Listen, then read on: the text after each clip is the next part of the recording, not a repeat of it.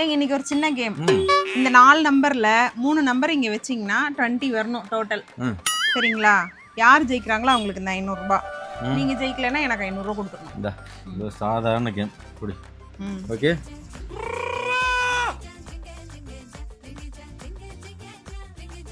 பன்னெண்டு 7 19